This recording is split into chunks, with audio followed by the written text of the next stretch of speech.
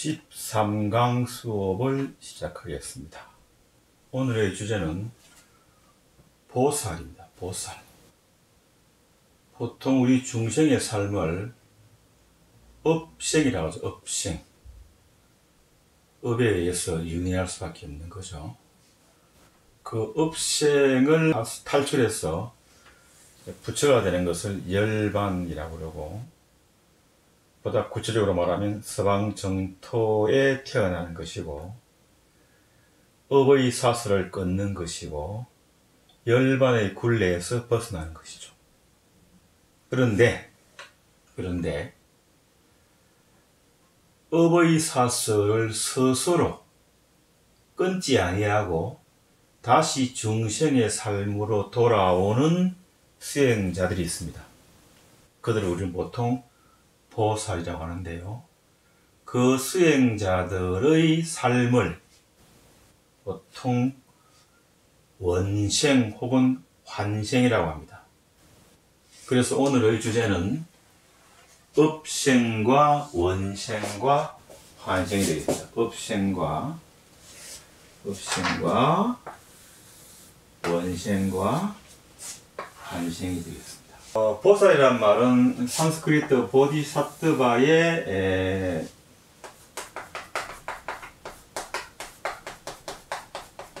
산스크리트는 부처님 시절의 언어가 되겠습니다. 보디사트바의 음력이라고 말할 수 있죠. 깨달은 사람이란 뜻입니다. 대단히 이중적인 의미가 있죠. 사람은 깨닫지 못한 자에 대해서 우리가 이야기하죠. 중생이니까. 그럼 깨달으면 중생의 영역을 벗어나는 겁니다. 선을 넘는 거죠. 저쪽 선으로. 부처가 되는 거죠. 그런데 보살은 깨달았는데 사람인 것이에요. 모순적이기도 하고 이중적이기도 하고, 그렇기 때문에 더더욱이 뜻이 깊다고 말할 수 있습니다. 보통 불교도들이 추구하는 목적을 소성에서는 아라한이라고 그러고, 아라한의 경지를 열반이라고 하죠. 그런데 대성불교로 넘어오면, 특히 중국에서는 이것은 대단히 편협하고 이기적이다라고 봅니다. 왜냐하면 깨달았다고 하더라도 다른 중생들은 깨닫지 못했으니까 그 중생들은 어떻게 할 거냐라는 말입니다. 이렇게 볼 수 있는 거죠. 우리가 살고 있는 언덕이 이 언덕이죠. 참입니다. 참. 그러면 부처가 되면 어디로 가느냐? 피암이죠. 피암으로 갑니다. 이렇게 이제 가는 거예요. 이것을 우리가 보통 수행이라고 합니다. 수행은 혼자 하는 거죠. 혼자 하는 겁니다. 예. 자, 그래서 열심히 수행을 했어요. 상구보리 위로 깨달음을 구했습니다.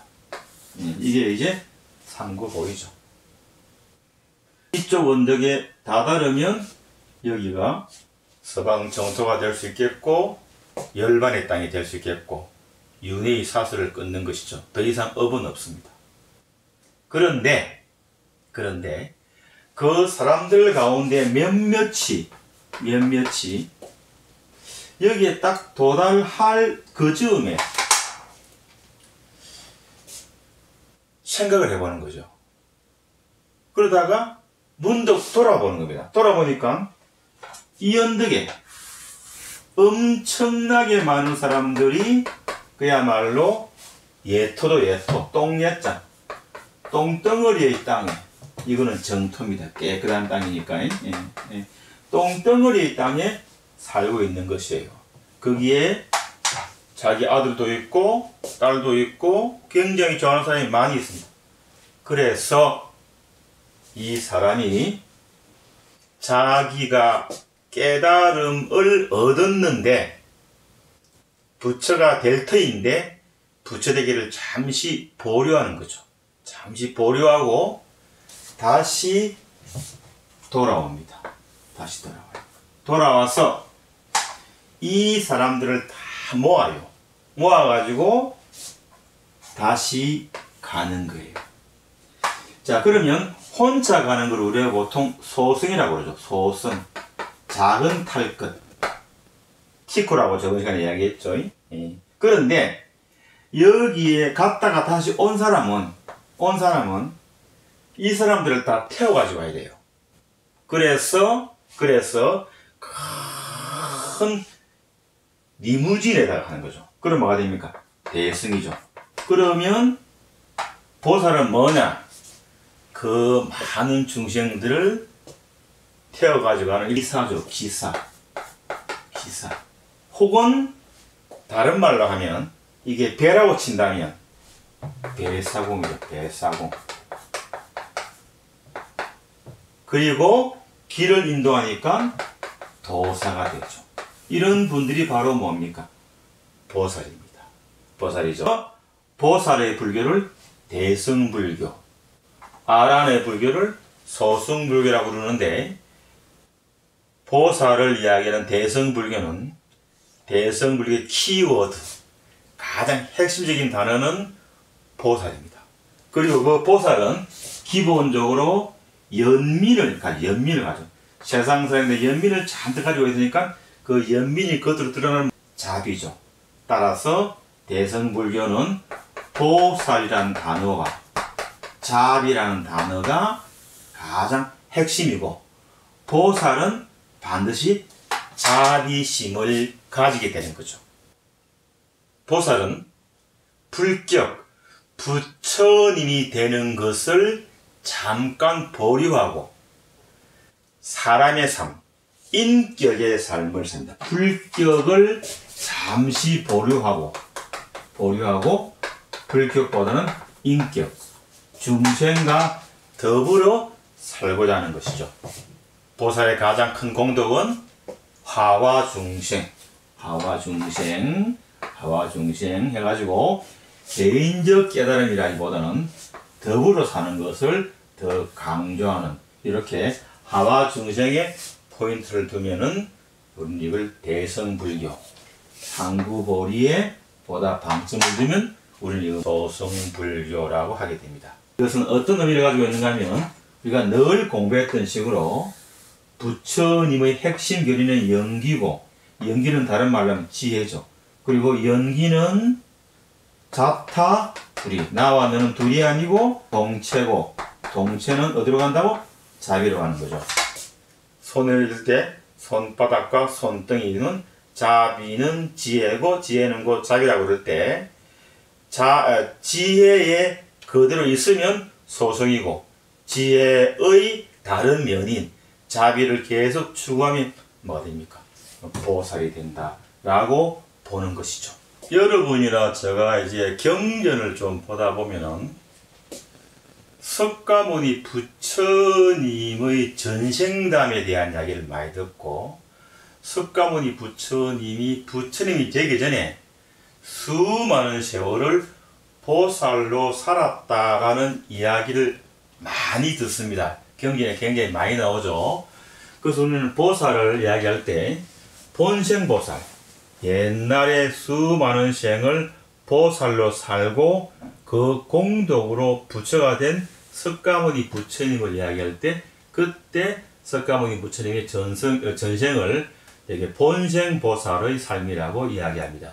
그래서 그 본생보살의 석가모니 부처님의 전생이었던 본생보살은 석가모니 부처님이 여러 가지 어떤 모습으로 드러나죠. 범천으로 나타나기도 하고, 장자나 사제나 선인이나 코끼리나 원숭이나 새 등 다양하게 등장하게 되죠. 그 모든 보살들은, 석가모니 본생 다음에 등장하는 보살들은 모두 석가모니 부처님의 전생의 여러 가지 모습이에요.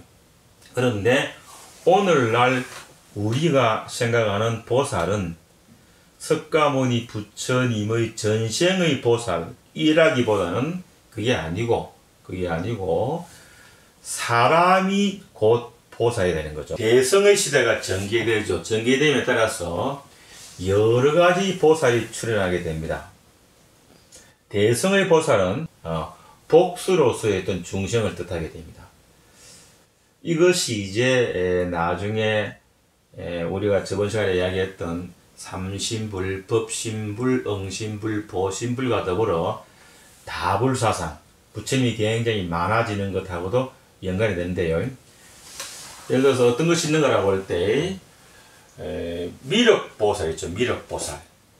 그 미륵보살은 나중에 부처가 될 거죠. 그래서 미래불인 미륵불. 하지만 아직은 불이 아닙니다. 뭐였죠? 보살이죠. 예.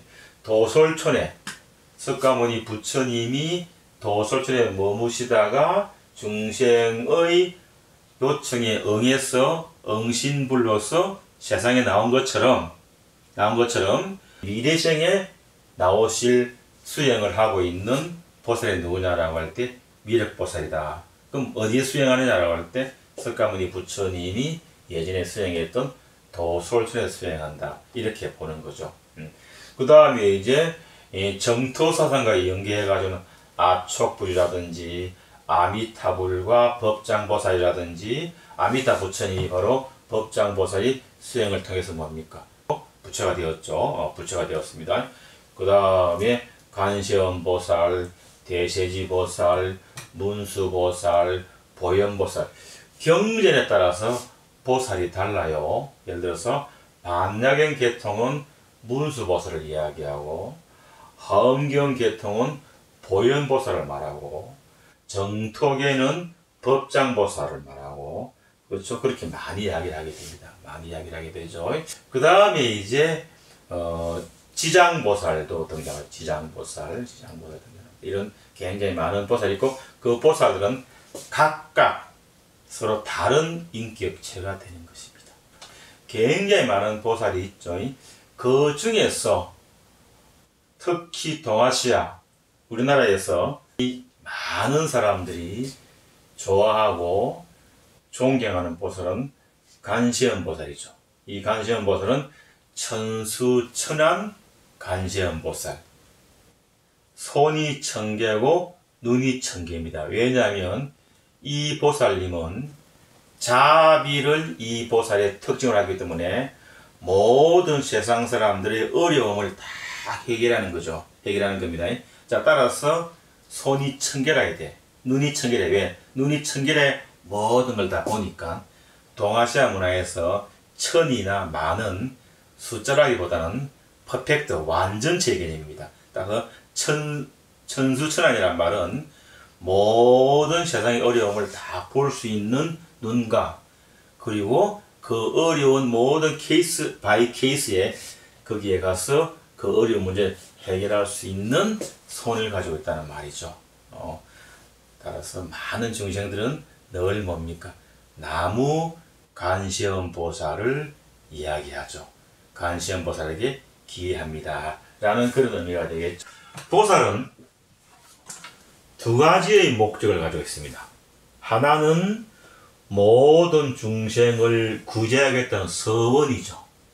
예를 들어서 법장이라는 보살은 모든 중생을 구제하겠다는 서원을 세워서 48가지 중생의 모든 고통을 48가지의 파일로 나누어 가지고 그 48가지의 원을 세웠어요.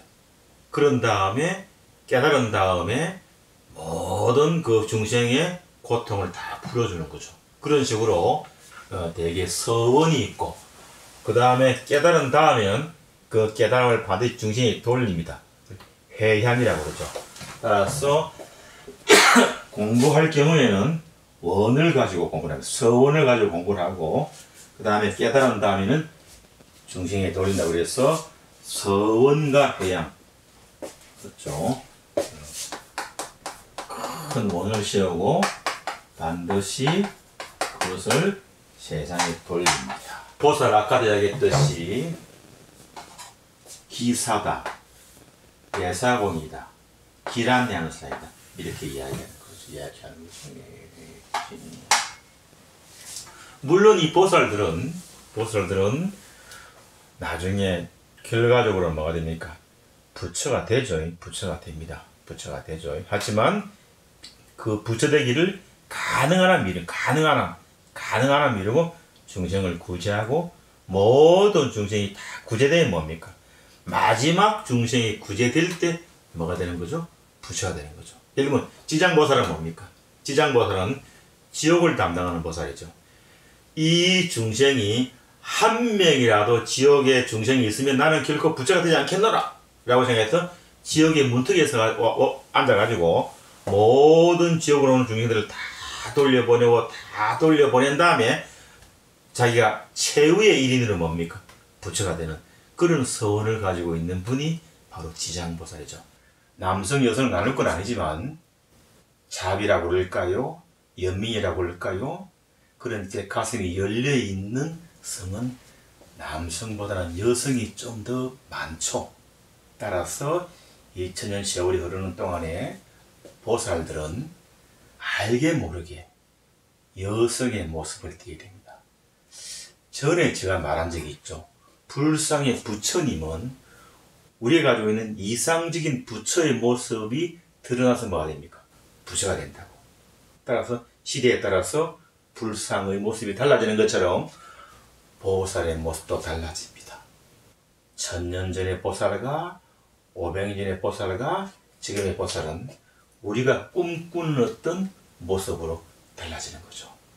따라서 세월이 갈수록 보살들은 점차적으로 여성적 모습을 가지게 됩니다. 왜냐고요? 우리에게 정말로 필요한 것은 이성보다는 뭡니까? 감성이에요. 우리가 지금 이 어려운 시기에 정말로 우리에게 필요한 건 뭡니까? 감성이 감성. 마음의 문을 여는 거잖아요. 그게 세상을 구제하잖아요. 따라서 보살은 감성으로 가득 차 있는 인격체라고 볼 수 있죠. 자, 부처님하고 보살은 좀 다르죠. 부처님 우리가 딱 보면 알죠. 아는데 보살은 좀 화려해요. 머리에 막 금관 같은 걸 막 쓰고 있습니다. 옷도 뭐죠? 아주 잠자리 날개 같은 옷을 입고 있죠. 그 다음에 치마 같은 것도 있고, 그 다음에 귀걸이, 목걸이, 팔찌 이런 거가 주렁주렁 막 하고 있습니다. 그렇죠?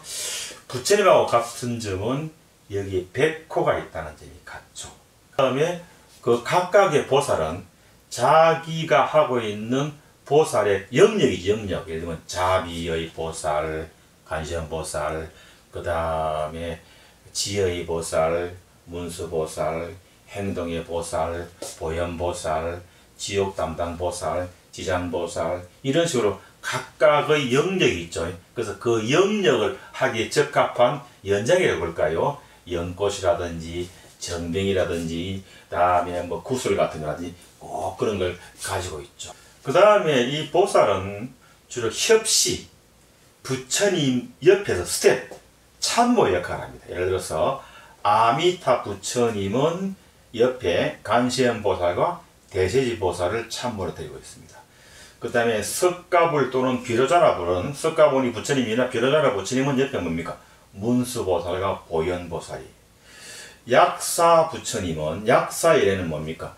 일강보살과 월강보살. 뭐 이런 식으로 모든 부처님은 옆에 자기 일을 직접적으로 실현할, 제자까지 나서 실현할 보살들을 옆에 데리고 있고, 그리고 우리 어떤 협시보살 옆에 데리고.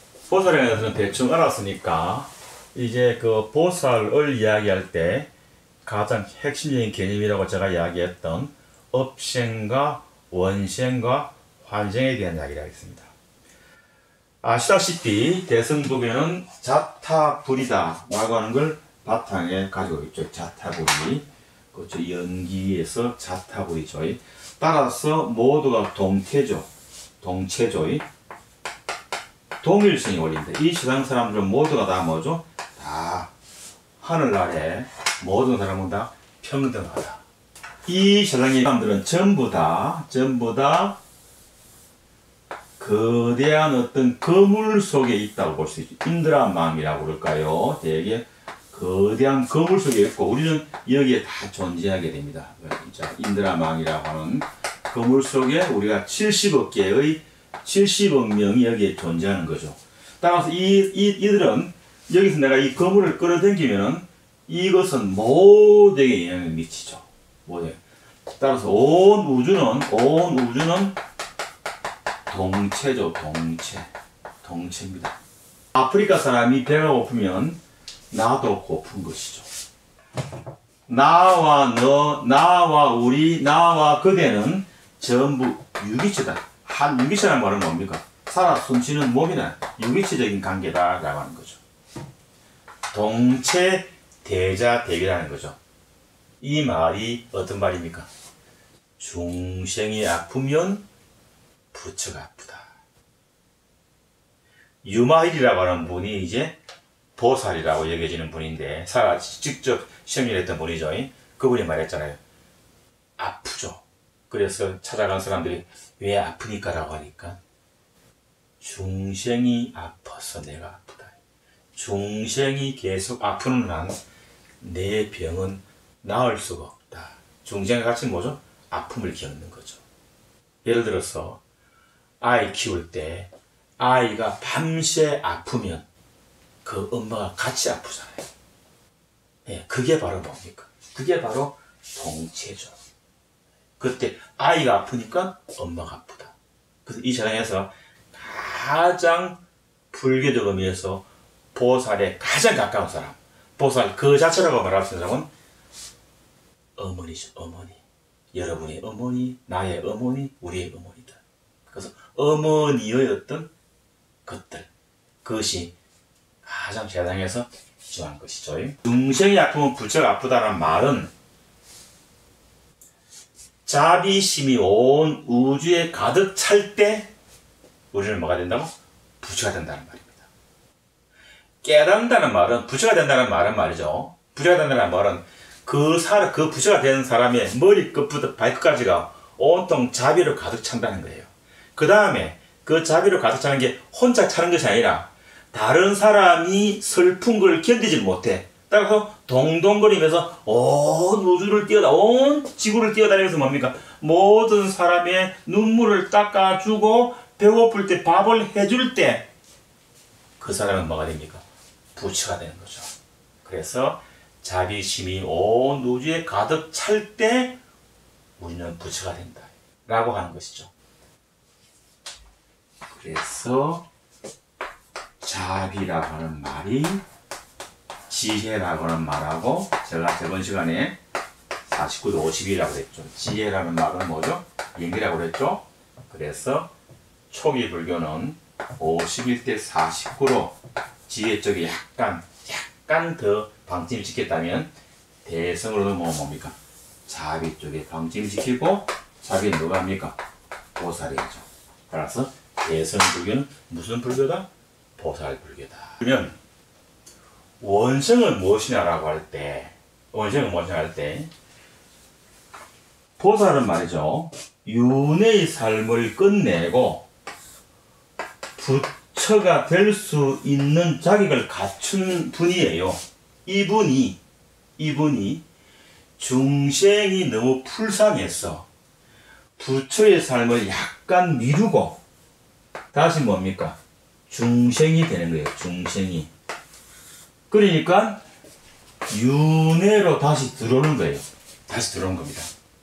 다시 들어와서 나는 중생으로 살면서 이 세상에 있는 모든 중생들이 다 부처가 될 때까지 같이 뒹굴다가 내가 가장 마지막으로 부처가 되리라 라고 할 때 그가 중생의 삶을 원해서 오는 걸 뭐라고 하죠? 원생이라고 그러죠. 그럼 보살은 뭐냐? 중생의 삶을 원해서 스스로 오는 거죠. 따라서 여러분 불자들 가운데 보살의 경지에 이르신 분들은 사실은 여기 있을 필요가 없죠. 서방 정토에서 즐겁게 살아야 되지만 여러분 스스로가 원해서 일부러 우리하고 뭡니까? 동거동락하는 거죠. 이게 대성불교의 보살불교의 특징입니다. 보살불교의 특징이죠. 나와 여러분은, 나는 아니겠지만 여러분은 뭡니까? 부처가 될 터인데 일부러 오신 거예요. 그래서 환생이라는 말은 뭐냐면 티베트 불교가 달라이라마라고 하는 것이 있죠. 달라이라마는 우리 불교 가운데 대성은 대성이지만 약간 라마교죠. 라마교인데 라마교는 밀교와 좀 관계가 있는데 그건 또 다음에 이야기하기로 하고, 어쨌든 달라이라마는 세상을 구제하기 위해서 계속 환생한다는 거죠. 따라서 1세, 2세, 3세, 4세 지속적으로 다시 태어난다고 보는 거죠. 그래서 달라이라마가 돌아가시면 다시 또 태어나죠. 그러니까 달라이라마란 말은 어떻게 본다는 말이죠. 어떤 사람의 이름이 아니고 끊임없이 환생하는 보살을 지칭하는 것이죠. 지금 이제 우리가 달라이라마가 있지만은 그래서 이제 어떻게 본다면 이 원생 불교나 환생을 같은 말인데, 환생 불교는 티베트 불교는 뭐죠? 달라이라마라는 구체적인 한 사람을 지정하는 것이고, 우리 동아시아 불교는 모든 사람, 중생이 모두 다 뭐죠? 보살이 될 수 있다라고 하는 한 명이 아니라 여러 사람을 이야기하는 거죠. 거기에 이제 보살과 달라이라마의 약간 다른 점이지만 같은 점이 더 많죠. 둘 다가 뭡니까? 윤회의 삶을 스스로 다시 찾아서 온다는 거죠. 예, 이 힘든 중생의 삶에 동거동락하면서 중생들을 계속 교화시킨 다음에 모든 중생이 다 불국 들어가고 자기가 마지막으로 가겠다라는 그런 의미를 가지고 있죠. 대단히 아름다운 사상이고 인간이 품을 수 있는 가장 최고 수준의 격이라고 볼 수 있죠. 인문의 극치입니다. 인문의 극치라고 볼 수 있습니다. 여기까지 오늘 강의를 하고요. 다음 강의는 인도에서 불교가 소멸되어집니다. 이게 아주 중요한데요. 인도에서도 불교가 소멸됩니다. 나중에 중국에 와서 불교가 굉장히 꽃을 피우지만 중국에서도 불교가 소멸되어져요.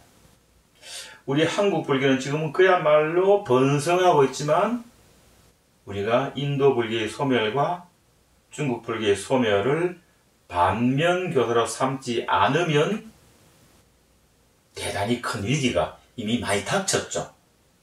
그래서 한국 불교의 어떤